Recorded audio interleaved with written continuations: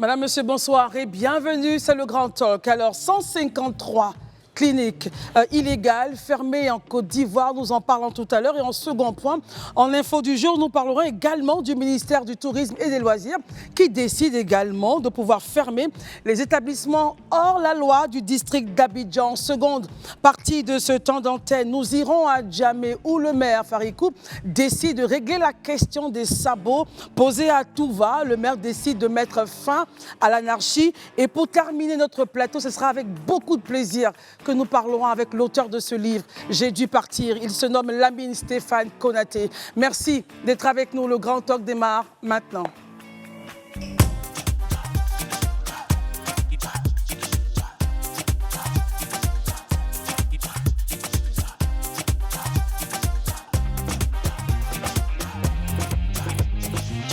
Merci d'être avec nous. C'est toujours un plaisir renouvelé pour nous d'être en votre compagnie chaque soir. Aujourd'hui, 27 décembre 2024. Tout ce qu'on peut dire, c'est que Dieu nous garde à quelques jours de la fin de cette année. Revenons donc à nos différents points énoncés à l'entame de notre projet de ce soir. Zéro clinique illégale. C'est l'opération initiée par le ministère de la Santé pour fermer donc 100 et au résultat des cours, 153 établissements clandestins fermés. Pour en parler ce soir, nos amis sont avec nous. Herman, bonsoir. Bonsoir Christelle, bonsoir chers amis chez vous. Élisée, bonsoir. Bonsoir Christelle, je profite de l'occasion pour saluer Madame Roselyne Soso du côté de Bassam et aussi faire un coucou à l'ensemble des populations qui vivent dans cette cité portuaire, insulaire, pardon, pas portuaire mais insulaire, du Grand Bassam, et leur dit que nous sommes de tout cœur avec eux. Et ma voix se joint justement avec vous pour saluer la grande famille Soso. Ok. Marius Komoré, bonsoir. Merci d'être là ce soir. Merci Christelle, merci à tous les téléspectateurs et à toutes les téléspectatrices. Docteur Barry, toujours un plaisir de vous avoir sur le plateau. Merci Christelle, bonsoir chers amis. Bonsoir à mon très cher frère et ami Dr Franck Dago, à qui j'adresse les salutations depuis sa position. Pour garantir donc un accès sécurisé et qualitatif aux soins de sécurité pour tous les Ivoiriens, le ministère de la Santé prend son bâton de pèlerin et commence à dire attention, on ferme les établissements qui ne respectent pas les différents critères énoncés par le dit ministère. 153 cliniques illégales, voilà, sont sujettes donc à cette mesure-là, fermées purement simplement. Marius, ayons un point de situation avec vous. Alors, il faut dire tout simplement que c'est une opération qui s'inscrit dans le cadre de l'initiative nationale Zéro clinique illégale en Côte d'Ivoire, ordonnée par le président de la République à la suite d'une communication du ministre en charge de la Santé et de la couverture maladie universelle, le ministre Pierre Dimba. Et donc, au regard des rapports alarmants sur la question de l'illégalité des cliniques privées, et qui, malheureusement, détiennent également dans leurs officines des médicaments de qualité inférieure et même, j'allais dire, de qualité douteuse. Les décisions du Conseil des ministres tendaient donc à instruire la direction des établissements privés et des professions sanitaires, la DEPS, dirigée par le docteur Biti Marie-Joseph, justement de mettre en œuvre cette volonté de l'État de voir sur l'ensemble du territoire national les cliniques qui ne devraient pas exister, eh bien, fermées carrément pour éviter justement les morts d'hommes qui étaient récurrents, mais surtout éviter de mettre à la disposition des populations des centres de santé qui n'en ont pas véritablement, qui ne sont pas véritablement autorisés. À la matière, vous savez bien que vous avez des cliniques privées qui sont ouvertes. Malheureusement, les praticiens qui y sont dedans n'ont pas la qualité, ils ne sont pas infirmiers diplômés d'État, ils ne sont pas médecins. Même quand vous êtes médecin et que vous travaillez pour le compte de l'État, vous n'êtes pas appelé à ouvrir une clinique privée. Quand vous êtes infirmier diplômé d'État, que vous êtes en exercice de vos fonctions au niveau d'une officine de l'État, vous n'êtes pas appelé à ouvrir une clinique privée. C'est une fois à la retraite ou bien ayant quitté justement vos fonctions au niveau étatique, au niveau de la fonction publique, que vous pouvez naturellement créer une clinique privée. Et donc les médecins qui n'ont pas véritablement de fonction au niveau de l'État eux sont habilités à créer des cliniques privées. Or, dans le cas d'espèce, on constate que des individus qui ne sont même pas médecins se font appeler médecins dans les quartiers, dans les communes. Et donc, cela a amené l'État à agir du 8 au 14 décembre dernier en enregistrant 44 établissements sanitaires qu'on a dit être autorisés. Et vous avez eu 180 cliniques privées non autorisées qui exercent sur l'ensemble du territoire national. Vous avez 23 établissements mis en demeure. Tenez-vous bien, dans le district de l'Est, dans des districts sanitaires à l'Est, on a dénombré, on a saisi aujourd'hui 5 poches de sang dans une clinique privée qui sont hors circuit d'enregistrement. Au total, vous avez eu aussi... Ça veut dire quoi, hors circuit? C'est des poches de sang qui n'ont pas été prélevées dans les règles de l'art et qui ne sont pas traitées dans les règles de l'art, mais qu'on a retrouvées dans ces cliniques privées. Vous avez 127 établissements sanitaires privés illégaux qui ont été fermés. Vous avez 26 individus qui ont été interpellés, dont 2 faux gynécologues, à Yopougon, à Koumassi, à Port-Boué, à Boaké, à Songon, et un faux médecin interpellé à Tanda le 19 décembre 2024. Et puis vous avez un peu plus loin des individus qui ont été mis à la disposition de la justice, 3 tonnes de médicaments de qualité inférieure saisis dans ces cliniques privées illégaux. Très bien. Alors, il faut dire que l'opération est menée par la direction des établissements privés, des professions sanitaires, l'ADEPS, soutenue par la direction de la police sanitaire. Dans les régions du Béquet, parce que voilà, les missions de contrôle effectuées sont ciblées donc, dans les régions du Béquet, Lodjibois, Bélier, San Pedro, Nawa, donc qui ont permis Abidjan. Voilà, de fermer à 153. Herman, au-delà de fermer, est-ce qu'il y a d'autres défis justement pour le ministère? Bien entendu, moi je pense que j'ai bien aimé que le ministère félicite certains centres de santé privés qui sont exemplaires. Je suppose que parmi les critères, il y a bien entendu, au-delà de l'aspect appareillage, c'est le service humain, de l'accueil. Comment est-ce que c'est fait? Parce que c'est un endroit où on travaille sur l'humain, sur la santé des populations. Il faudrait bien qu'on puisse, souvent dans nos centres de santé, c'est difficile de bien accueillir le malade qui est le patient. Mais moi, je trouve que c'est très salutaire. On avait vu il y a quelques mois qu'il avait fait cela aussi pour Abidjan. C'est ça. On l'a vu. Vous avez vu les images tout à l'heure qu'on nous mettait en truc. C'est des images, on ne peut pas s'imaginer, comme si c'était des cabines téléphoniques. C'est vrai que c'est des cliniques, des centres de santé, boutiques. Ça ne devait même pas exister. C'est-à-dire que ceux même qui viennent le faire, mais ça pose toujours un problème, je veux dire, de la proximité, de l'accès aux soins. Parce qu'aujourd'hui, c'est parce que quand ces centres de santé prolifèrent, c'est parce que dans la proximité des populations, il n'y a pas de centre de santé. Est-ce qu'il ne faut pas regarder un peu plus loin, Herman? Oui, on peut regarder plus loin. Mais quand on va, par exemple, quand vous voyez cette image, par exemple. Les différentes régions qu'on a mises là, il faut peut-être dans ces régions-là aller dans le chef-lieu de région ou le chef-lieu de département pour voir. Mais il y a de nombreuses localités qui sont souvent éloignées de ces centres lieux de région ou de département. Mais comment est-ce que les populations font pour avoir accès aux soins? Surtout, certainement qu'il n'y a pas un seul centre de santé, de service public dans ces localités-là. Les gens vont venir, quelqu'un va venir d'une ville, dit qu'il est infirmier, il va déposer des boîtes de Doliprane et autres, et les populations vont s'adonner. C'est grave ce que Marius avait dit tout à l'heure. 2 faux gynécologues. Vous savez bien, le gynécologue, là, c'est les parties intimes de nos filles, de nos sœurs et autres, là, qui manipulent. Enfin, parce que lui, il est spécialiste dedans. Mais des personnes qui n'ont même pas la qualité, qui n'ont encore moins la compétence, vont venir faire cela. Parce que les populations n'ont pas la responsabilité accès, justement des populations, Herman? Non, là, quand on dit la responsabilité des populations, moi je dis non. C'est pas toujours qu'il faut voir la responsabilité. Quand tu es malade, qu'un individu est malade, il cherche un centre de santé, un médecin ou un infirmier pour se faire soigner.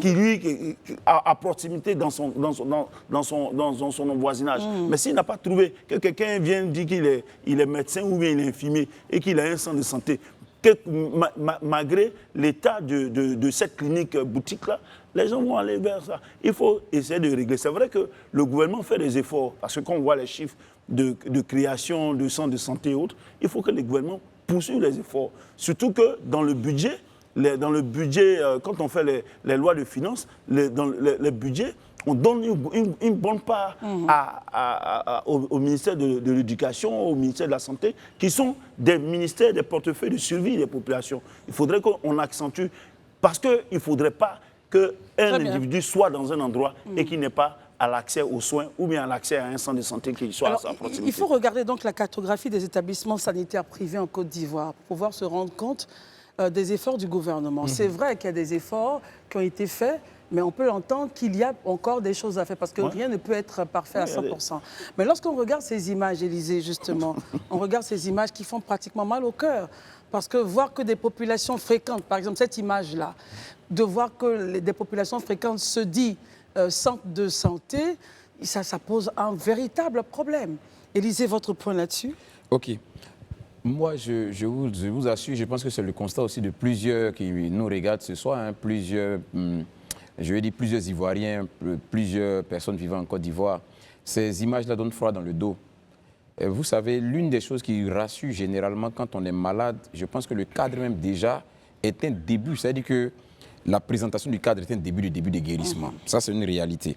Donc ça, c'est des images qui donnent vraiment froid dans le dos.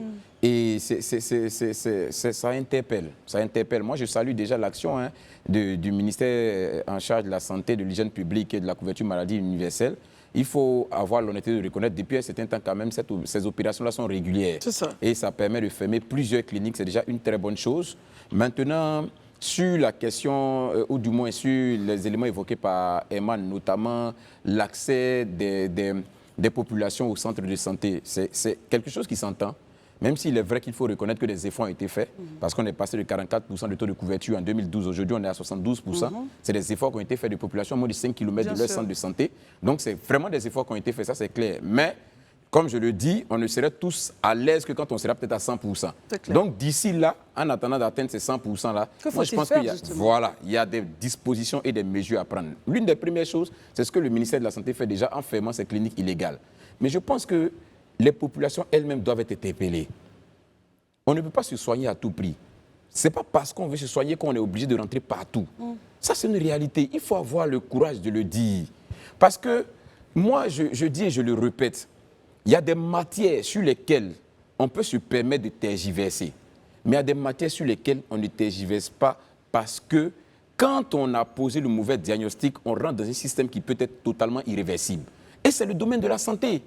Mais comment on peut être cupide jusqu'au point de livrer la population dans des situations pareilles? Parce que ça, tout ce qui se fait là, c'est pas des gens qui cherchent l'argent. Hein?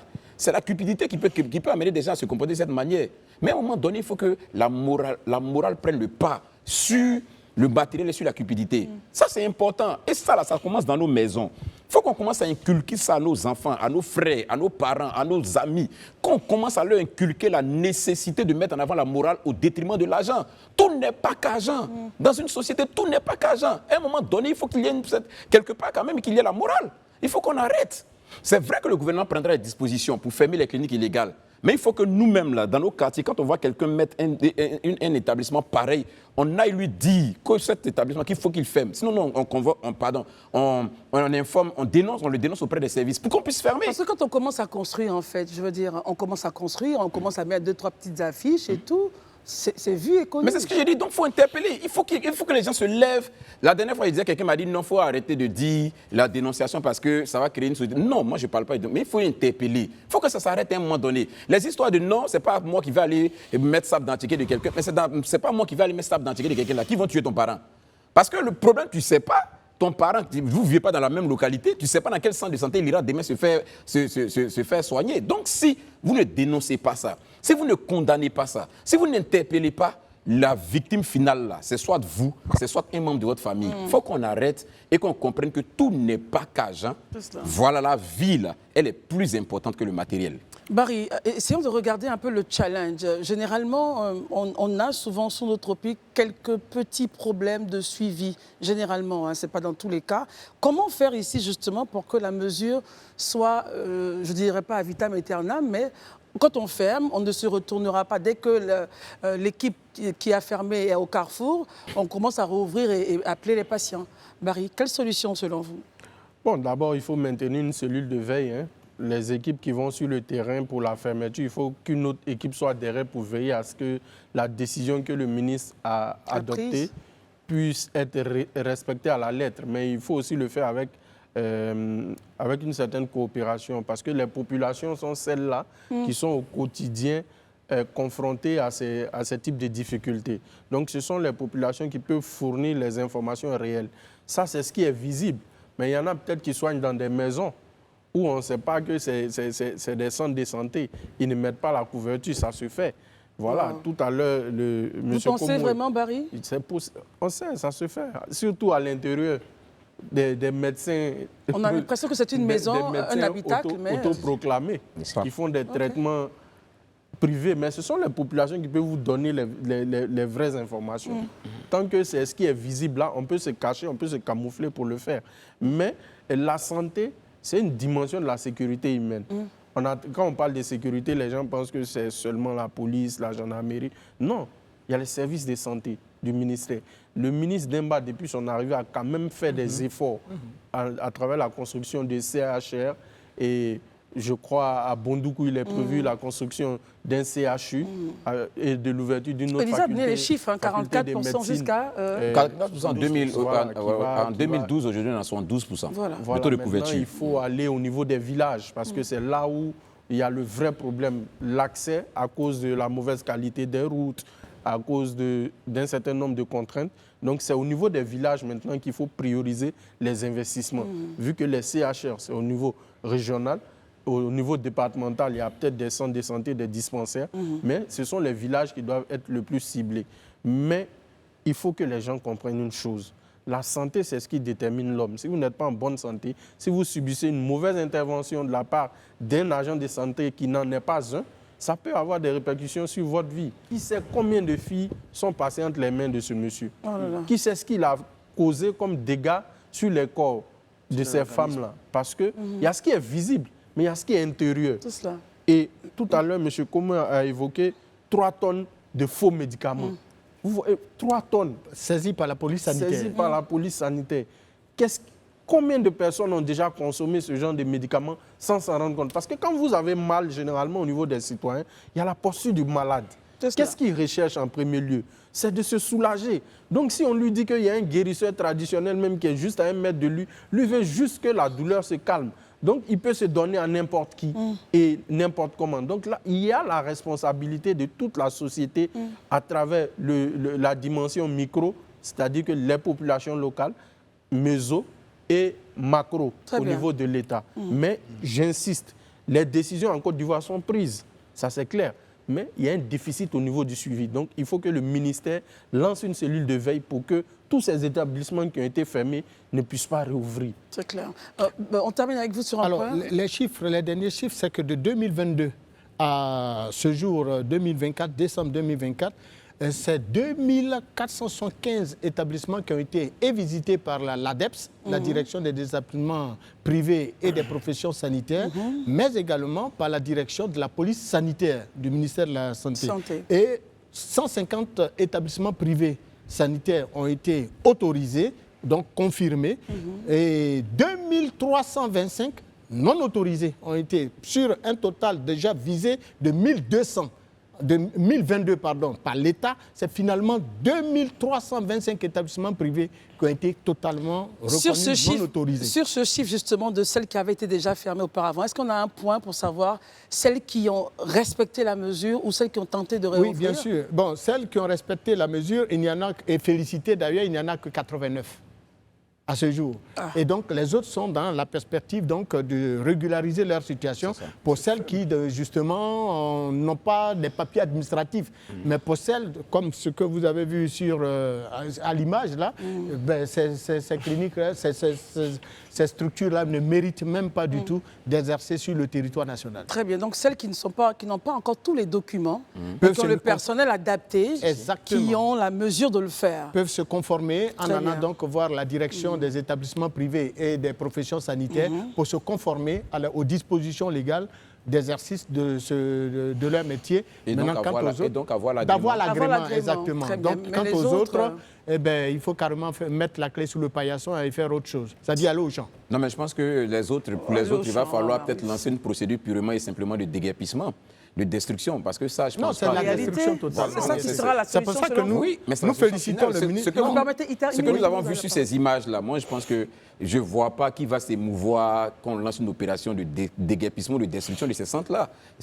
Moi, je pense que c'est le sort même qu'ils méritent. Parce que le danger, c'est qu'ils puissent rouvrir. Mais bien sûr. Non, il faut encourager donc le ministère en charge de la santé et de la couverture maladie universelle de continuer sur cette lancée, parce que c'est une décision quand même qui a été prise par le président de la République. Oui, le point, c'est, on met clinique fermée, d'accord, mais comment faire pour ne pas qu'ils puissent réouvrir? Non, la police sanitaire veille au grain. Et la DEPS même, la direction des établissements privés, des moyens ont été affectés justement à la DEPS. Nous sollicitons les mêmes moyens pour la police sanitaire au fin d'honorer toutes les deux structures, leurs engagements de protéger la santé des Ivoiriens. Quand on finit de parler, Herman, rapidement. Tu as bien fait d'évoquer la question du suivi. Ce qu'on dit, c'est que souvent, c'est fait, tous les moyens sont mis à disposition, mais dans la pratique, les mêmes cliniques ou centres de santé rouvrent et les populations voient encore le service continuer. Ce qu'on dit, c'est qu'il faut encourager le ministre à être beaucoup plus regardant sur la question du suivi. Il ne s'agit pas de fermer aujourd'hui et que demain, les gens et puis les populations sont encore exposées à ces gens de délinquants-là. Alors, quand on finit de parler de santé, de cliniques illégales qui sont fermées, le ministère du Tourisme également dit attention, nous allons prendre notre bâton de pèlerin pour pouvoir fermer tous les établissements hôteliers hors la loi du district d'Abidjan. Et c'est très important, le ministère du Tourisme et des Loisirs a menacé le lundi 23 décembre 2024 de fermer cet établissement-là qui n'honore pas évidemment Sublime Côte d'Ivoire. Vous serez d'accord avec moi. Ils ne sont pas en règle avec la législation en vigueur. Après la date du 20 janvier, c'est fini, on ferme votre établissement. Herman, je commencerai avec vous, puisque vous avez le dernier mot sur la santé. Alors, quel regard, justement, vous avez de cette décision du ministre du Tourisme et des Loisirs? Moi, je suis très, très heureux que les ministères bougent, parce qu'après avoir évoqué ce que le ministre de la Santé et de la couverture maladie universelle, on voit que le ministre du Tourisme aussi est en train de travailler dans ce secteur-là. Et il y a peut-être un an, sur ce même plateau, j'avais évoqué dans une rubrique que j'animais le mot d'Herman, la question de ces établissements. Ils ont bien fait établissements hôteliers et de loisirs qui ne sont pas dans les normes. Mais en réalité, c'est qu'aujourd'hui, les appartements... les appartements dans lesquels nous vivons sont transformés en résidences. Et dans cette activité-là, il y en a carrément qui sont exclusivement alloués à des personnes, des prostituées, des filles qui font de la sensibilisation, de la promotion à travers le digital. Ces établissements-là sont identifiés. Effectivement, leurs activités n'honorent pas la Côte d'Ivoire. Aujourd'hui, la Côte d'Ivoire, tout ce qu'on a pu réaliser depuis la CAN avec le niveau de chantier que nous avons, c'est quelque part, les gens la destination Côte d'Ivoire est aujourd'hui plus ou moins revient dans le choix des touristes à travers le monde. Quand vous partez aujourd'hui, vous partez à l'aéroport, il y a plusieurs vols, les gens viennent et autres. Ça veut dire que ça bouge. Il ne faudrait pas qu'il y ait ces genres d'activités-là. Donc quand le ministre essaie de mettre de l'ordre là-dessus, pour que les établissements respectent les cahiers de charges. En tout cas, pour leurs ceux qui n'ont pas d'acte administratif. D'acte administratif, pas seulement administratif. Il faut voir même l'activité qu'ils font. On peut avoir tous les documents et puis faire autre chose. Donc, quand le ministre s'intéresse à ça, il faut saluer. Et je pense bien que ça va dans ce sens-là. En tout cas, moi, pour ça, je lui donne un bon point. Élisée Boloubeu, est-ce que vous lui donnez également un bon point pour cette mesure-là et quel est votre commentaire? Moi, comme j'ai souvent l'habitude de le dire, on est dans une république. Une république, elle est régie par des lois. La loi te dit que pour ouvrir un établissement, pour qu'il soit fonctionnel, tu dois disposer d'un ensemble de documentation. Si tu ne les as pas, tu es dans l'illégalité. Donc, il faut qu'on te ferme, purement et simplement. Aujourd'hui, le ministre du Tourisme a réduit carrément les documents à avoir. C'était 10 documents, 10 pièces. Oui, aujourd'hui, c'est la tendance. Aujourd'hui, la tendance, c'est de faciliter l'accès aux documents, de réduire même toutes les pièces qu'on doit déposer pour permettre vraiment aux opérateurs, à tous ceux qui veulent investir, de pouvoir le faire. C'est vraiment la tendance dans tous les ministères pratiquement. Aujourd'hui, même encore pour faciliter les choses, on ne vous demande pas forcément de déposer les dossiers physiques. Aujourd'hui, tout peut être fait même sur le digital. En fait, donc tout ça, l'entrepreneuriat. Voilà, pour vous aider. Mais si malgré tout ce qui est mis en place, certains trouvent le malin plaisir de outrepasser ce qui est mis en place, je pense que l'État joue son rôle. À un moment donné, il faut qu'on sache où on est. Soit on est dans une république, ou bien soit on est dans autre chose. Si on est dans une république, donc ceux qui ne respectent pas les lois, qui n'agissent pas conformément au cahier des charges, doivent être sanctionnés. Et donc je trouve que ce que le ministère décide de faire, c'est bien. Mais il y a des aspects peut-être même qu'on ignore ou qu'on ne prend pas en considération. Eman l'a un peu frôlé, en dehors de ce qu'il a dit, mais c'est l'aspect sécuritaire. Vous imaginez quand vous, en tant qu'un citoyen, prenez un appartement dans un immeuble, et que tout votre voisinage est constitué, comme il le dit, par exemple, de personnes qui sont dans le racolage, donc qui peuvent faire passer n'importe qui peut faire passer un kidam au plus dangereux, un trafiquant de drogue et tout ça. Mais votre vie est exposée. Donc ça aussi, la question sécuritaire, pour moi, est tellement de mise qu'il faut prendre des mesures et des dispositions. Et puis, au-delà de la question sécuritaire, moi, je me dis quand même quelque part, à un moment donné, il faut qu'on arrive, nous, en tant que citoyens, à comprendre que c'est bien de toujours crier et interpeller les dirigeants. Mais nous, on a notre part de responsabilité. En tant que citoyens, il faut qu'on commence à mettre au cœur de nos actions le civisme et la morale. Ça veut dire quoi, Élisée? Mais si on décide d'ouvrir des établissements, donc de faire des affaires, et qu'on décide de le faire de façon illégale, sans payer les impôts, mais qu'est-ce qu'on attend de l'État en réalité?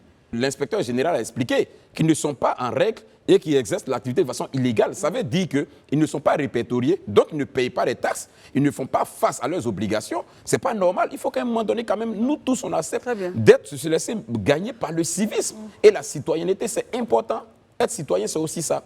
Alors, Marius, c'est du 20 décembre, pour ceux qui viennent de nous prendre en marche, du 20 décembre au 20 janvier 2025, du 20 décembre 2024 au 20 janvier 2025. Donc, les établissements de tourisme et loisirs qui ne disposent pas encore d'actes administratifs seront donc sanctionnés, donc fermés, à moins qu'ils régularisent dans la période donnée. Votre postulat là-dessus? Écoutez, nous félicitons le ministre Siandou Fofana pour cette initiative, parce qu'au final, et au regard de ce que nous avons lu dans la presse conventionnelle, ne perdez pas de vue que certaines résidences qui ne sont pas d'ailleurs du reste déclarées au niveau de son département ministériel sont utilisées pour ce que nous avons pu lire dans les médias et ont engendré mort d'homme. Des gens ont utilisé des résidences, j'allais dire des chambres, des maisons, c'est des appartements de passe, et puis ils ont commis des crimes.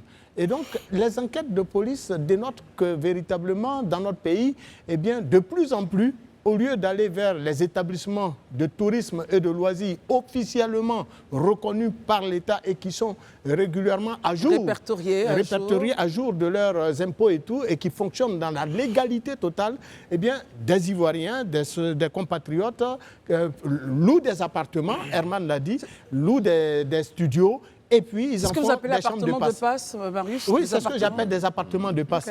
Où ils font, comme le disait Élisée, du racolage, de la prostitution en Ampondi. Il faut dénoncer toutes ces choses-là. Vous ne pouvez pas être dans un quartier, dans un appartement, où un individu prend une chambre ou un appartement et transforme cela comme un lieu de prostitution, mettant en danger la vie de vos enfants et vous-même. Et donc ça, c'est des choses, il faut vraiment en tenir compte. Et surtout, quand on utilise ces endroits-là pour en faire des lieux de crime.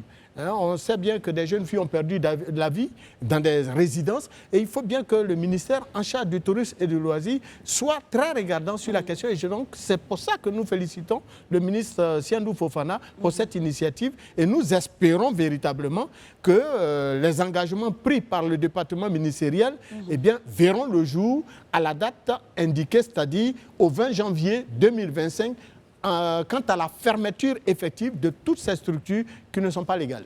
Barry, votre point, et puis on parlera aussi avec vous encore une fois du suivi. Tout à fait. D'abord, il faut saluer le ministre et la décision qui a été prise de réguler le secteur. Parce que moi, je perçois ça comme une manière d'essayer de réguler le secteur. L'inspecteur général a évoqué la réception de 3500 dossiers par la direction.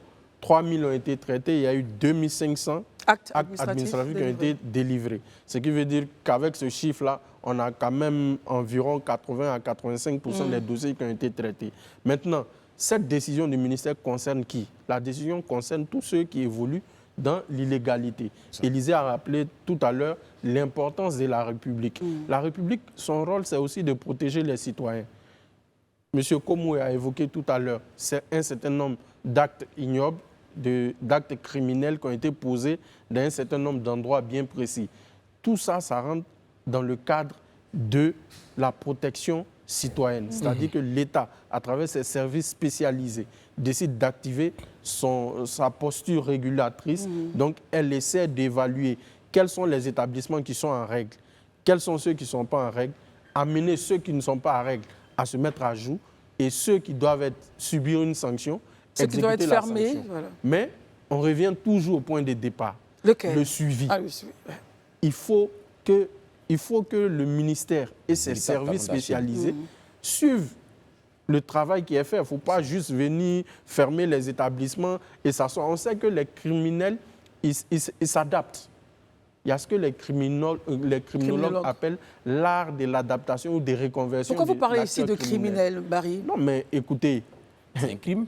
Il y a des choses qui se passent, ce sont des crimes. Là où, dans une maison, on égorge une jeune fille, je ne vais pas me faire le juge de la morale et juger la moralité de la fille. Mais elle a été victime d'un acte criminel. Mais même voler l'État, c'est un crime. Il a fallu que les forces de sécurité soient vigilantes pour qu'on puisse interpeller l'individu. Mais ce n'est pas le seul cas, ce n'est pas un cas isolé. Il y a eu, en 2024, je n'ai pas les chiffres exacts, mais on entend ça et là dans la presse que telle jeune fille, tel jeune garçon. Donc ce type d'établissements sont toujours indexés, c'est ce que vous dites? Tout à fait. Et sans compter le trafic et la consommation de drogue ou l'agression sexuelle des mineurs. On a tous suivi ici en griffe la tontine sexuelle. C'est pas honorable dans la société. Les jeunes filles, elles doivent avoir la chance d'étudier tranquillement sans qu'on les embête. Donc, il faut que les autorités, vraiment, j'insiste sur le suivi. Très bien. Moi, je voulais aider le ministère. Et ensuite, il ne faudrait pas qu'on fasse l'amalgame. Il y a des hôtels qui sont les hôtels à ampoule. Et il y a les établissements qui sont... Ampoule rouge. Ça veut dire quoi, hôtel à ampoule rouge? Les ampoules rouges. Dans les quartiers. Dans les quartiers, souvent, ils prennent des maisons, villages. Ils font de cela un établissement hôtelier. C'est des hôtels de passe. Et c'est là que je voudrais qu'ils regardent. Parce qu'ils contrôlent aujourd'hui les établissements qui sont ouverts, qui mènent les activités là de façon clandestine, même tant bien même, mais qui sont ouverts. Exactement. Mais ce dont je parle, c'est que dans les établissements, dans des appartements qui sont pour des locations pour des familles et autres, ou bien de certains services de business et autres, aujourd'hui, les gens se retrouvent dans un contrat de bail qui est seulement pour une location, pour habitation. Les gens se retrouvent avec des voisins qui font des activités. Qui mettent ces établissements-là dans des résidences. Donc le contrôle devrait se faire sur les hôtels. Aussi bien sur les établissements qui ont choisi ces activités-là, mais aussi sur des appartements ordinaires, des immeubles ordinaires qui sont transformés aujourd'hui en des établissements, comme il appelait ça, des immeubles de passe. Voilà, donc c'est un peu ça. Et il n'a qu'à regarder aussi ce côté-là. Il y a beaucoup à voir dedans. Très bien. Élysée, vous disiez tout à l'heure que notre talent d'Achille, c'est souvent le suivi. Oui, moi, c'est pas la première fois que je le dis sur ce plateau ici. Et je répéterai le plaidoyer que j'ai fait une fois ici sur ce plateau. Moi, je ne trouverai aucun inconvénient. C'est vrai que très souvent, on dit qu'il y a beaucoup d'institutions, ça devient budgétivore. Moi, je pense qu'on peut même créer une institution spécialement pour la question de suivi et évaluation de tous les projets, les programmes et les décisions prises par le gouvernement. C'est important. Aujourd'hui, notre vrai problème, le talon d'Achille, c'est la question du suivi, de l'évaluation. C'est vraiment ça notre talon d'Achille. Et tant que on ne résoudra pas ce problème-là, on aura un vrai souci. Il ne s'agit pas de dépenser des millions ou des milliards pour bâtir ou bien pour mettre en place des systèmes et des structures et que finalement, ça ne fonctionne pas comme il se doit parce qu'il y a un souci sur la question du suivi et de l'évaluation. L'organisme que vous proposez, c'est-à-dire la structure que vous proposez, pour dire une structure qui ne fait que le suivi sur tous les projets, ça se passera comment? Non, quand je le dis, c'est une manière de parler, mais on n'a pas forcément même besoin de créer une structure en tant que telle. Mais dans les ministères qui existent déjà, il faut que les inspections... Une direction suivie. Non, il y a des inspections même qui existent, des directions, des inspections qui existent dans les services. Mais il faut que ces inspections soient dotées de moyens et de personnel qui soient à mesure véritablement de mener leur rôle d'inspecteur, de vérificateur, de contrôleur. C'est important. Je le dis, même si on doit donner, même si pour ça on doit motiver les gens avec des primes, il faut qu'on le fasse. Parce qu'aujourd'hui, là, on perd beaucoup. Il y a tellement de déperditions du fait d'un problème de suivi, du fait d'un problème d'évaluation et, in fine, de sanctions. Parce que tout est là. On se dit un projet, on doit le réaliser en 10 mois. On se retrouve du jour au lendemain en train de réaliser un projet en 24 mois. Mais vous n'oubliez pas l'incidence. Les matériaux qu'on utilisait il y a 12 mois, passés à 24 mois, n'ont plus le même coût. Donc vous imaginez pour une œuvre que vous devez réaliser à 10 milliards, sans vous en rendre compte, vous vous retrouvez demain à 60 milliards. Le manque à gagner, vous le trouvez où? Donc pour moi, aujourd'hui, il y a nécessité, franchement, qu'on mette l'accent sur la question du suivi et de l'évaluation. On a une école aujourd'hui en Côte d'Ivoire, une école de référence, l'École nationale de statistique et d'économie appliquée, où on ne forme que des statisticiens qui sont des experts en suivi et évaluation. Mais ceux-là, au lieu de tous les prendre, les mettre à l'INS, mais qu'on les mette dans les ministères, qu'on les mette sur les projets, les gens vont suivre ça et puis on va voir les résultats. Mais maintenant, comment faire pour... Quelle serait l'implication des collectivités? Parce que, évidemment, le ministère ou le gouvernement ne peut pas tout faire. Dans nos quartiers, dans nos villes et nos régions, que devraient faire les collectivités? Quand on voit, donc, vous parliez des hôtels de passe ou ces appartements, parce qu'une fois, deux fois, forcément, on commence à remarquer. Que devraient faire les collectivités pour aider justement l'action gouvernementale? Herman, avec vous, et puis on prendra le point d'Élysée enfin, pour terminer. Que devraient faire les collectivités pour aider justement l'action gouvernementale? Non, moi, les collectivités, elles ont sur leur territoire les différents services, de services publics. Et ces services publics travaillent à renseigner. Ce que l'Élysée a fait comme proposition est très pertinente. Dans les ministères, on peut affecter effectivement des statisticiens qui ont le rôle ils sont allés à l'école pour ça, de chiffrer, de faire des suivis et évaluations de toutes ces choses-là. Et ça peut aider au niveau local. Les collectivités, souvent, les collectivités ne travaillent seulement que sur les chiffres de ces services de l'État qui sont Mais elles sont dans la proximité des populations. Elles constatent qu'il y a, attention, il y a une activité ici, il y a telle chose, il y a telle chose. Elles voient, elles sont dans la proximité. Oui, mais moi, je pense que ce n'est pas leur rôle de recenser, par exemple, au niveau du ministère du Tourisme, par exemple, les activités touristiques. Elles peuvent... je ne crois pas que ça soit leur rôle. J'aimerais avoir l'avis de Barry. Marius, si on termine avec Élysée. Élysée aime bien les statisticiens, mais je pense qu'il y a des sociologues, il y a des géographes à l'université Félix Houphouët-Boigny. Oui, excuse-moi, moi, je suis diplômé de sciences sociales de l'université Félix Houphouët-Boigny. Je suis d'avis avec toi, effectivement. On a besoin de tout cela aussi pour le contrôle. Donc les gens, on a tendance à entendre dans la cité que les sciences sociales ne servent pas à quelque chose, justement. Elles servent à cela. Un sociologue peut te faire cette évaluation-là. Il faudrait les mettre à contribution. Il fait un bon rapport, il faut les mettre à contribution. L'université fonctionne pour ça d'ailleurs. Donc je dis que plus on est sérieux, plus on atteint nos objectifs. Plus il y a un suivi, plus les gens sentent la pression. Et quand il y a pression, il y a résultat. Donc il faut que les collectivités locales suivent la dynamique de l'État central. Élysée a cité un exemple d'un sous-préfet, je crois, c'est qui avait pris une initiative personnelle avec ses administrés pour pouvoir identifier les personnes qui n'ont pas d'extrait de naissance, qui n'ont pas été identifiées. Qu'est-ce qui empêche les maires, les préfets, les sous-préfets d'aller sur le terrain, voir, par exemple, une visite d'État?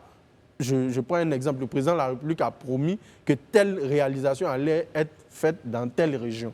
Mais le préfet peut se lever, aller sur le terrain. Ça, il n'a même pas besoin de beaucoup de choses pour ça. En sa qualité même de représentant du chef de l'État. Il fait le rapport, il transmet au ministère de l'Intérieur.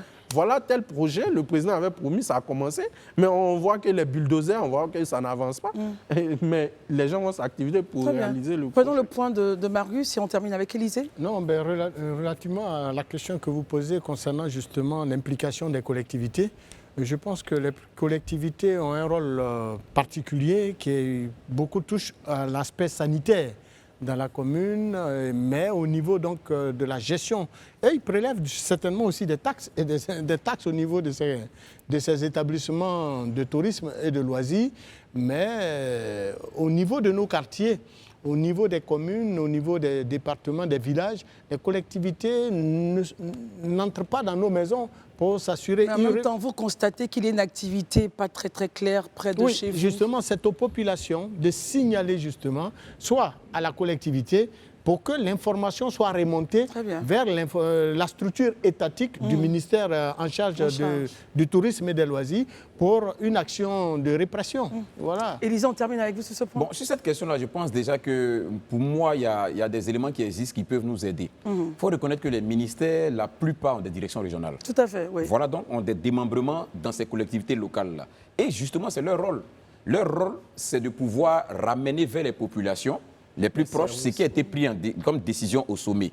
Donc, c'est leur rôle de pouvoir sensibiliser. Et elles ont à disposition, dans le cadre de la collaboration intelligente, gouvernementale et étatique, de collaborer avec les élus locaux. Ont-elles les moyens pour justement faire leur mission? J'ai pas entendu. Les moyens. Ont-elles les moyens, justement, ces directions régionales? Mais c'est pourquoi je dis, si on travaille en parfaite symbiose et en intelligence collective, on peut se trouver les moyens pour le faire. C'est vrai qu'une direction régionale, elle seule, ça serait un peu difficile, mais si la collaboration est efficiente entre les élus locaux, entre les membres du conseil régional et autres, tout ça, avec l'administration, on peut toujours arriver à résoudre le problème. Et puis si on a besoin d'appui, comme il se doit, on peut s'appuyer sur le préfet ou le sous-préfet, qui lui va faire une note, qui va remonter au niveau du ministère de l'Intérieur, qui va faire l'objet d'une communication au conseil des ministres, pour dire qu'on a besoin de plus de moyens pour pouvoir faire face à une telle décision, ce d'autant plus que c'est un engagement que l'État a pris, pour pouvoir permettre que la société fonctionne normalement. Donc moi, je vois vraiment qu'il existe, il suffit juste de les activer, et puis on verra les résultats. Tant au niveau du tourisme que de la santé ou de tout autre département. Éducation, c'est vraiment le point que nous avons à faire, des propositions voilà, pour donner encore un meilleur visage à notre sublime Côte d'Ivoire. Et en seconde partie, nous aurons à parler donc d'Adjamé Sabo, le maire met fin à l'anarchie. Et nous allons donc recevoir pour vous l'auteur de J'ai dû partir. Il se nomme Lamine Stéphane Konaté. À tout de suite. Merci d'être avec nous pour la seconde partie de ce temps d'antenne. Notre plateau n'a pas changé, à l'exception de M. Lamine Stéphane Konaté, auteur de J'ai dû partir. Rappelez-vous, on aurait dû le recevoir avant la célébration de Noël. Mais cette fois-ci, la bonne, il est là. Mais Herman, Élisée, Marius et Dr Barry sont toujours en notre compagnie. Avant de parler avec vous, merci d'être là. Bonsoir. Bonsoir. Vous allez bien? Je vais bien. Avant de parler avec vous de votre œuvre, J'ai dû partir. Mes amis, regardons ensemble un peu ce qui se passe du côté de la mairie d'Adjamé. Le maire, simplement, avec son conseil municipal, ont décidé de prendre un certain nombre de mesures pour faciliter un peu la circulation dans ce très beau quartier voilà, d'Abidjan. Parce que c'est les fêtes et puis il y a trop de plaintes. Pourquoi? Déjà, certaines personnes se plaignent des sabots qui sont mis à tort et à travers. Et ensuite, les transports en commun qui circulent un peu partout dans certains quartiers. Bref, le maire a décidé de dire attention pour les sabots, à compter du 24 décembre jusqu'à nouvel ordre, il n'y aura plus de sabots positionnés en Adjamé. Herman, réaction? Moi, je pense que, je ne sais pas comment après il va régler la question du parking. Parce qu'effectivement, les sabots, moi je ne suis pas forcément contre la pose des sabots. On va expliquer un peu ce que ça... Les sabots, ça veut dire que vous venez, vous parquez votre véhicule dans un endroit, un espace qui n'est pas réglementaire, qui ne respecte pas les normes. Les agents de la mairie, la police municipale viennent vous faire porter à vos pneus une certaine cale qu'on appelle sabot. Donc avec ce sabot-là, vous ne pouvez pas déplacer votre véhicule jusqu'à ce que celui qui a mis le sabot ne vienne et que vous payez après. Lorsque vous garez, évidemment, Moi, c'est pas ça qui dérange souvent. Qu'est-ce qui dérange? C'est souvent le racket qui est organisé autour de ces sabots. Souvent, les gens posent des sabots n'importe comment à des personnes qui n'ont peut-être même pas un frein, qui n'ont pas parqué à des endroits qui sont gênants. Surtout que souvent, il n'y a pas de signalisation aussi. On ne nous dit pas où exactement l'automobiliste peut parquer son véhicule. Donc, quand tu as parqué, qu'il y a un espace que tu as parqué, puisqu'on ne t'a pas dit le truc, on ne peut pas placer un sabot à quelqu'un pour ça. Vous partez par exemple au plateau, c'est une très bonne expérience de pose des sabots maintenant. Il y a tous les endroits, ils ont mis des espaces qui sont prévus pour les véhicules qui sont de passage. Avec une signalisation. Une signalisation. Donc, c'est bien clair. Si tu ne viens parquer à des endroits où on dit que tu n'as pas le droit de le faire, on va te poser des sabots. Donc, c'est comment est-ce que réglementer de sorte à faire pour que les automobilistes soient informés des espaces qui sont prévus pour ça. Parce qu'on ne peut pas dire à jamais, on peut parquer en désordre. Aujourd'hui, s'il suspend cette mesure-là, par exemple, de pose des sabots, et il ne règle pas le problème, puisque après, tous les véhicules vont chercher à parquer, et il aura un véritable problème. Chacun va parquer n'importe où, et ça va poser le problème. Donc moi, je ne crois pas que ça soit efficace, qu'il arrête et autres. Il faut qu'il trouve le mécanisme, la formule, pour que ces espaces-là soient utilisés à bon escient par les automobilistes. Lamine Konaté, votre avis justement sur le sujet. Est-ce que dire non, on ne pose plus de sabots jusqu'à nouvel ordre, est la solution telle qu'Herman l'a dit? Bon, je rejoins un peu Herman parce que ce n'est pas la solution en fait. Parce qu'avant de faire ce genre de trucs, est-ce que d'abord la mairie a déjà prévu des parkings pour les visiteurs? Parce que à Djamé, ce n'est pas un quartier comme Cocody-Bien-Riviera. À Djamé, comme quand on a vu, il y a beaucoup de désordre d'abord. On essaie de régler un peu le désordre, voilà. Tout doucement. Mais pour régler, normalement, ce n'est pas ça la solution. Il va falloir vraiment trouver un cadre pour pouvoir voir comment il faut le faire. Parce que si on doit mettre des sabots ou bien on doit mettre des parkings, il va falloir des signalisations. Mais si ce n'est pas fait, parce que comme Herman l'a dit, c'est vrai, là tu suspends. Mais si tu vas remettre, tu fais comment? Est-ce que tu as prévu d'autres trucs à l'intérieur? Très bien.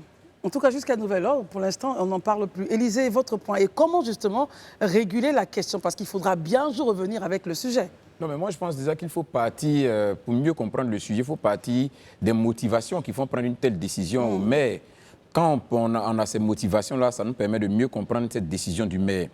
Le maire dit quoi? Ce qui est reproché justement à ses agents et qui fait que le maire prenne telle décision, c'est ces abus-là, ces comportements excessifs. Et pour tout citoyen véhiculé qui est une fois allé à Djamé, a forcément eu un maille à partir avec ces agents-là, qui sont d'une discourtoisie vraiment indescriptible. Ceux qui posaient ça. Irrespectueux, je vous assure. À la limite même violent, inutilement. Voilà.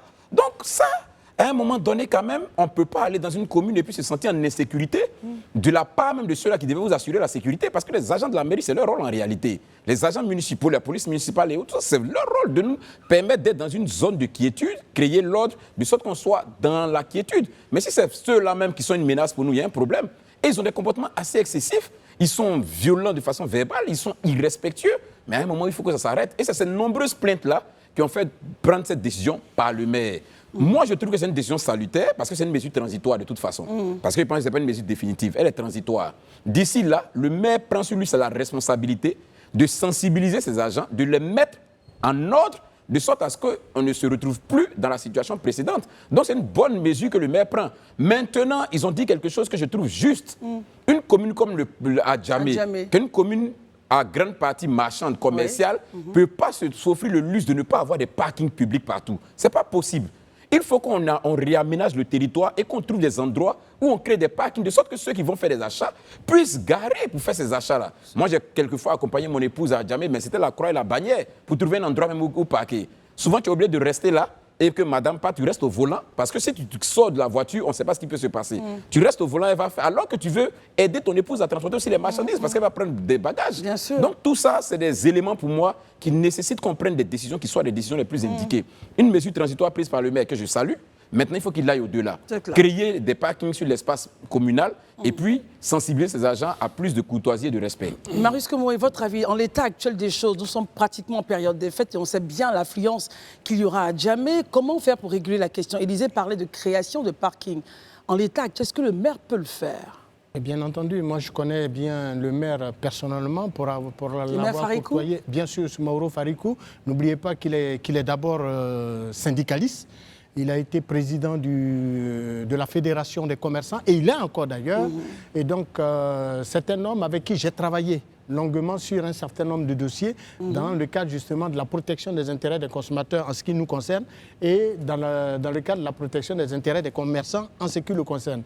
Et donc, je sais que c'est quelqu'un qui est très attaché justement aux intérêts des populations. Ce sont des prérogatives qui lui sont reconnues par les textes et bien évidemment, les usagers n'ont eu de cesse de se plaindre. Élysée a bien défini le contexte et je pense que le maire, soucieux du bien-être de sa population, soucieux des plaintes et des mécontentements de tout temps exprimés par les populations, a pris cette mesure que nous jugeons salutaire pour les usagers qui ne sont autres que les consommateurs. Maintenant, ma question était qu'en ce moment, dans cette période des fêtes, est-ce que c'était possible justement pour le maire Farikou de pouvoir créer des espaces parking? Parce que c'est ça le Non, en vérité, à l'état actuel des choses, il lui serait difficile, mais il a bien même dit dans son communiqué qu'une enquête est ouverte pour identifier les responsables qui naturellement posent des sabots à n'importe quelle pièce et de façon malencontreuse sur les véhicules des usagers. Mais cela sous-entend que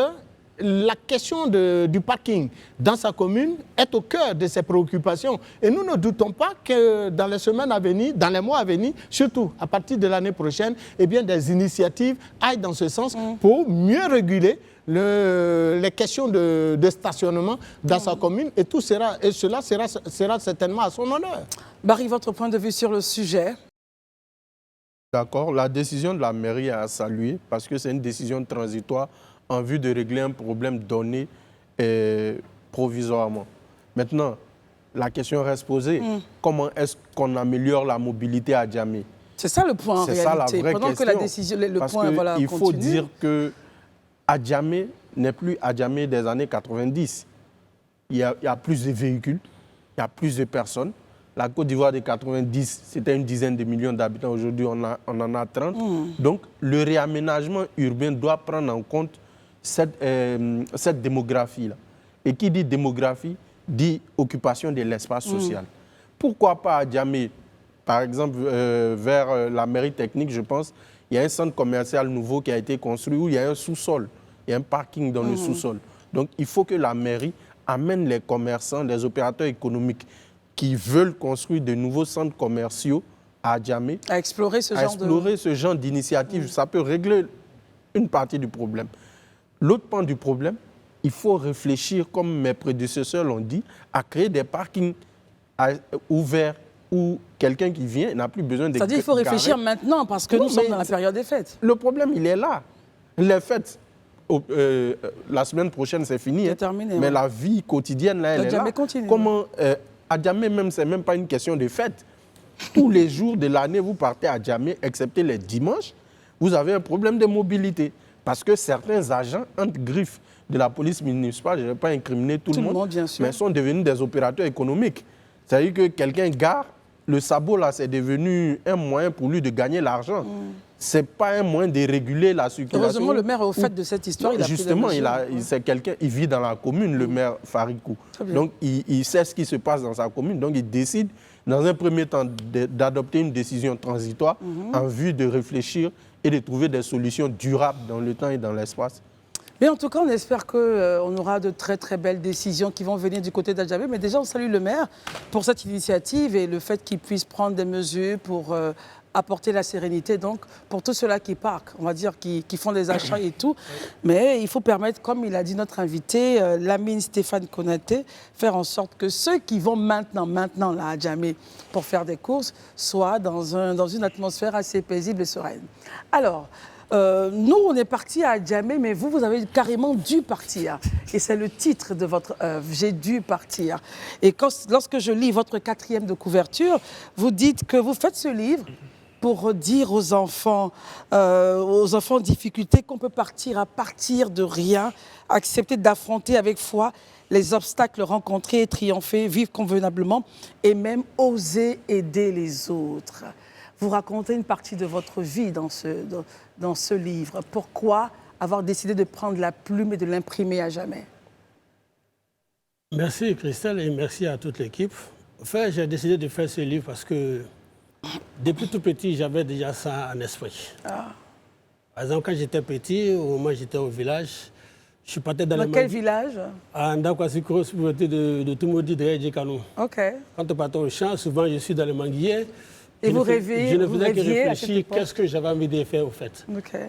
Et après le village, bon, venir à Abidjan avec tout ce qu'on a traversé, je me suis dit, mais attends, pourquoi ne pas un jour le faire? Mais c'est le moyen qui faisait défaut au fait. Même étant à Abidjan ici, une année, j'ai voulu le faire. J'ai contacté même une maison d'édition ici. Il m'avait donné, bon, si je devais le faire, il y avait une somme qu'il fallait payer. À ce moment-là, comme on dit, je me cherchais. La preuve, même quand je partais voir mon oncle, monsieur aussi, Georges à la radio, j'habitais à Tréville, je marchais, je traversais le pont tous les jours pour partir. J'ai passé le temps à lui et puis je rentrais le soir. Mais aujourd'hui, bon, je ne dis pas que ça va. Dieu fait grâce, je me suis retrouvé en Europe et je me suis dit, bon, il fallait le faire. Au total, on comprend que vous avez eu des difficultés, justement, pour l'édition de cette œuvre-là. Mais Dieu merci, finalement, c'est out, c'est sorti. Donc, je parlais de votre histoire que vous avez décidé de raconter. L'histoire, je l'ai fait parce qu'aujourd'hui, honnêtement, il faut qu'on se dise la vérité. Moi, je n'ai pas connu mon père quand j'étais petit. J'ai connu mon père après. Après, à quel âge? Vraiment, j'ai connu mon père en 89. Pour la première fois où j'ai rencontré mon père en 89. Vous aviez quel âge? 89, de 76 à chose, j'étais très jeune. Alors, quand j'ai connu mon père, c'est là que j'ai su que je venais d'une famille, la famille Tiako. Et aujourd'hui, je me suis dit, il y a plein d'enfants comme moi qui n'ont pas connu leur père aussi. Donc, je me suis dit, bon, avec tout ce que j'ai traversé, pourquoi un jour ne pas... Parce qu'aujourd'hui, quand je quitte en Europe, je viens, je sillonne certains coins, je vois plein de jeunes, ils attendent que ça tombe du ciel. Et ça, souvent, je leur dis, la vie n'est pas facile. Très bien. Herman? Bon, je reviens au livre. Hein. J'ai pris plaisir à lire ce livre-là. Ça m'a replongé à mes années d'exil aux États-Unis d'ailleurs. Parce que c'est à peu près la même chose. Le chapitre 5, au bout du rêve, vous finissez de raconter votre belle vie à Brazzaville. Et puis le 19 avril 2000, je vous cite, heureux de quitter mon pays après tant d'années de passage à vide, j'ai décollé pour la France. Malheureusement, nous sommes à quelle page, Herman? Page 78. 78, je ne me doutais pas de la surprise désagréable qui m'attendait à mon arrivée. L'oncle chez qui je devais rester pour préparer ma traversée ne se présenta pas jamais à l'aéroport et ne répondit jamais à mes nombreux coups de fil, m'abandonnant ainsi à l'aéroport Charles de Gaulle. Voilà. Plus tard, il a trouvé une raison. Est-ce que finalement, après peut-être les témoignages, la vie que vous avez vécue là-bas, les témoignages que vous avez vécus, est-ce que finalement, les proches qui nous vendent finalement le rêve du premier accueil, est-ce qu'ils répondent vraiment toujours présents, effectivement? Et qu'est-ce que, selon vous, les empêche à accompagner celui qu'ils attendaient finalement? Bon, ce que je veux dire, ce que je comprends au niveau de la France, souvent certains frères, certaines connaissances le font, ils n'ont pas de berger, ils n'ont pas de place de dortoir, ça je vous le dis honnêtement. Ils n'ont pas de... Eux-mêmes souvent, quand vous arrivez où ils habitent, tu te dis, mais attends, en ce moment c'est mieux de retourner en Côte d'Ivoire. Moi je le dis honnêtement, mes amis me connaissent, je suis quelqu'un, je ne mâche pas mes mots au fait. Parce que quand je quitte, j'ai passé des années en Angleterre. Effectivement, je suis arrivé en France, mon oncle m'a abandonné. Mais c'est un Congolais qui m'a aidé. Il m'a pris de sa voiture pour me déplacer à l'hôtel sans que je paie. Vous étiez à l'aéroport, hein? J'étais à l'aéroport. Je l'appelle, son téléphone est fermé. Jusqu'à ce qu'il décroche, il me dit, bon, comme tu as pris une chambre d'hôtel, il faut partir. Après, je vais te chercher. Mais comme j'ai payé mon hôtel, la dame qui devait m'aider à faire la traversée, quand je l'ai appelée, elle venait prendre son colis. Elle a dit à son mari, elle a dit, Kwadjo, c'est une femme baoulée, elle est mariée un entier. Et elle a dit, Kwadjo, si on ne prend pas l'enfant là, c'est la police qui avait les points ici. C'est comme ça que je suis allé chez la dame. Le temps que je passe mes 2 semaines pour faire la traversée pour aller à Londres. Et après ces années passées à Londres, je suis revenu en France, mais quand je vais voir en France mes amis, souvent, quand je vois eu d'hommes, parfois je me dis non. C'est tout cela que vous avez voulu raconter. C'est tout cela. Pour que nos frères d'ici, souvent on voit nos amis, ils vont traverser la mer et puis bon, d'autres, on ne sait pas où ils viennent, ils n'arrivent pas à destination. Que les parents ils arrêtent d'encourager les enfants. Souvent, d'autres vont dire, bon, toi, tu es parti, tu as réussi, mais ils ne savent pas comment j'ai fait. La seule chose, j'ai toujours dit, si je devais faire ça là, je ne le fais pas. Donc, du coup, je ne veux pas encourager quelqu'un a fait ce que cette Vous avez fait. aujourd'hui. Très bien. Élisée, Herman, vos questions ont été... Oui, ont trouvé réponse. oui, Très j'ai bien. d'autres questions, mais après mes confrères. Très bien. Élisée? Ok. Je lis ce livre et je vous assure, quand je parcours les pages, l'idée qui me vient à l'esprit, c'est de le mettre en scène, si c'est possible, vraiment mettre ce livre en scène pour encourager dans le cadre de la sensibilisation sur l'immigration. Parce qu'il y a tellement de péripéties à l'intérieur qui, pour moi, parleraient plus dans une scène que forcément dans un livre. Mais je tiens vraiment à le féliciter, l'encourager. Parce que quand on regarde son histoire, ça n'a pas été du tout facile. Oui. Qu'est-ce qui a été votre secret qui a permis votre résilience à ce qu'aujourd'hui vous fassiez une place à Londres où vous vivez? En fait, moi, mon secret, c'est j'ai toujours foi en Dieu, au fait. Et j'ai toujours, c'est pour ça que quand vous regardez le livre vers la fin, j'ai toujours dit, toute personne née sur cette terre, depuis ta naissance jusqu'à la fin de ta vie, tu as ton destin qui est tracé. Tu ne peux pas échapper à ton destin. Donc pour moi, je me dis que c'est le destin. Et il ne faut jamais abandonner, au fait. Parce que si tu abandonnes, c'est comme tu as donné raison à la vie toi-même. Et comme tout à l'heure, je l'ai dit, effectivement, je suis venu, je suis en train de voir comment... Parce que certaines personnes m'ont conseillé pour dire, mais avec ce livre-là, on peut même contacter le ministère de l'Éducation nationale pour pouvoir leur proposer ça. Parce qu'aujourd'hui, la jeunesse d'aujourd'hui, ils sont beaucoup basés sur la facilité. D'autres, quand ils voient ceux qui ont réussi, ils ne savent pas le chemin parcouru. L'iceberg qui est en bas, ils ne savent pas, au fait.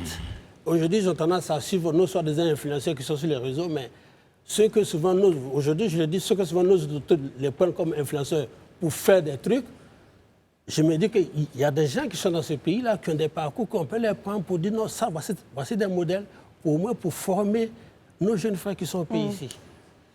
Merci beaucoup. Barry? Donc le secret principal, c'est la foi en Dieu. Le secret, c'est la foi. C'est ça. Comme l'a Monsieur dit. Konaté, Barry, ensuite. en vous écoutant, j'ai dû comprendre que vous avez une expérience en France et en Angleterre. À votre niveau, quelle est la différence entre les deux, c'est-à-dire vivre à Paris et vivre à Londres? Quel enseignement vous avez tiré de ces deux milieux-là? Bon, l'enseignement que j'ai, même si on me donne d'abord, quand j'étais tout petit, je disais toujours, même si on me donne un visa français cadeau, je ne partais pas. Non, c'est pas trop dur, ça. Hein. Non, je suis honnête. Parce que mon frère, Il dit qu'il était petit. quand j'étais petit... Mais ça a changé, votre vision a changé ou pas? mais j'ai toujours ça en tête. Parce que moi, mon père a fait la France. Mon père est promotionnaire au Usego Junior, tout ça et tout ce que mon père. Mon père était l'ancien gérant de l'ancien bois de nuit à Yamsoko, le master discothèque, tout le monde connaît. Tous les John J, c'est moi, je connais tous les John J. Mais je suis arrivé en France, c'est pour ça que j'ai traversé. Mais aujourd'hui, je suis parti en Angleterre, la vie anglophone que j'ai vécue, aujourd'hui, les gens me disent, mais vous êtes trop speed. Parce que je préfère ce système. Je suis venu juste en France faire 3 ans, de 2019 à 2022, mais je n'ai pas aimé, honnêtement. Qu'est-ce qui vous a dérangé? En fait, c'est un système, c'est comme on descend, la monotonie. Ça veut dire que c'est facile. Ça veut dire que c'est manger honnêtement, comme on le dit, croiser les bras. Or, en Angleterre, tu peux travailler 2 boulots. Mais en France, la première, tu fais un boulot, même quand tu fais 35 heures, une fois que tu fais 36 heures, on te dit non, la DRH va te convoquer parce que tu as fait 1 heure de plus. Or, en Angleterre, surtout en cuisine, en plein décembre... Et vous êtes chef cuisinier depuis 24 ans? Oui, en cuisine, nous, on te tapait au moins les 72 heures par semaine. Quand on dit du 1er décembre jusqu'au 24 décembre... Et c'était payé? Tout est payé. Parce que c'est vrai que ton contrat, c'est 40 heures, mais quand la compagnie a besoin de toi, tu es obligé de travailler. Et puis, quand tu es bien que tu payes assez de taxes, mais au retour, tu sais que tu gagnes plus. Tu gagnes plus. Et c'est ce qu'il faut faire aujourd'hui. Et c'est la différence entre les deux systèmes. Voilà, le système anglophone est mieux que le système francophone. Marius? Il est dit comme ça. Élisée l'a dit, à parcourir le livre, il y a beaucoup d'enseignements. Vous dites, de nombreux Africains ne s'imaginaient jamais en Europe. D'autres sont simplement victimes de leur mauvaise fréquentation. En effet, il existe une catégorie de femmes célibataires qui font croire aux nouvelles arrivées en Europe, bien entendu, qu'elles sont bien ainsi sans hommes. Est-ce votre parcours à vous? Est-ce votre vécu à vous? J'ai vécu ça aussi. Bien. Et donc, finalement, elles sont obligées de se retrouver avec des Nigérianes, des Ghanéens, des Togolais, des Béninois. Enfin, d'autres nationalités. Et d'autres, vous dites un peu plus loin que d'autres deviennent des influenceuses, d'autres se transforment donc en coach matrimonial et elles font rêver les gens que leur sœur en Afrique. Justement. Il va développer rapidement avant de terminer. En fait, je le dis parce que, vous voyez, quand nous sommes africains, on a notre éducation. Si. Et aujourd'hui, le problème que nous, Africains, on a en Europe, je le dis, mes soeurs, donc vous m'excusez, aujourd'hui, quand vous partez par exemple dans les pays européens, sur 100% des femmes ivoiriennes, ça je vous le dis, 90, elles sont tous des mères célibataires. J'en sais quelque chose. Elles sont toutes. Pourquoi? Parce que lorsqu'elles arrivent, après avoir un enfant, 2 enfants, 3 enfants... En tout cas, certaines de celles que vous connaissez deviennent des mères célibataires. Je préfère qu'on aille là-dessus. Justement. Donc, parce qu'avec le système, on est payé... La sécurité sociale. Voilà, On va l'aider, Marius, on va l'écouter. Monsieur, on les met dehors, puis bon, l'État me paye. Pour les enfants? Voilà. Moi, j'ai dû partir parce que quoi? Moi, au moment donné, j'avais la pression que chaque jour, la police était devant ma porte. Parce qu'un, 2 ou 3, madame appelle la police. Ouais, malheureusement. Un matin, le jour où j'ai quitté la maison, la police était là, elle me dit non, que monsieur, vous devez quitter la maison. J'ai dit non, je ne quitte pas parce que c'est ma maison. Le contrat, c'est mon nom qui est sur le contrat. Elle n'a pas son nom. Et quand on lui a dit, madame, on préfère que vous partiez à l'hôtel et puis la commune va vous aider. C'est moi, j'ai dit à l'officier, j'ai dit non, ce n'est pas la peine. Mes enfants sont encore à bas âge. Moi, je suis l'homme. Je préfère partir de la maison. On vous demande donc d'avoir ce livre. Où est-ce qu'on peut le trouver, ce livre? Le livre, vous avez ça à la librairie de France. Et pour le moment, et puis à la librairie Siloué à Saint-Jean. Et puis aussi chez moi-même, à mon cabinet, au 2 Plateau Vallon. Très bien. Et nous, bon, on a ça aussi là-bas. C'est ceux qui veulent le prendre, bon, ils peuvent en avoir. Ben, en tout cas, j'ai dû partir. C'est le livre de Lamine Stéphane Konaté, livre qui est rempli d'enseignements. On vous le conseille pour tous ceux-là qui aimeraient partir à l'aventure, pour toutes ces femmes également qui sont déjà même en France ou qui cherchent à partir. On vous le conseille. Merci et bravo. S'écrire, en fait, quand je dis s'écrire, se parler à soi-même et se déposer pour la postérité sur des feuilles qui vont rester impacter des vies, ça, il faut le faire et bravo à vous pour votre leadership. Merci. Merci en tout cas. Vous êtes Lamine Stéphane Konaté et vous êtes auteur de ce livre « J'ai dû partir », entrepreneur et chef cuisinier depuis près de 24 ans. Merci beaucoup. Merci de nous avoir suivis. Notre programme se termine ainsi. Élisée, merci. Herman, Marius, Barry, merci. Et les programmes continuent sur Live TV. Bonsoir.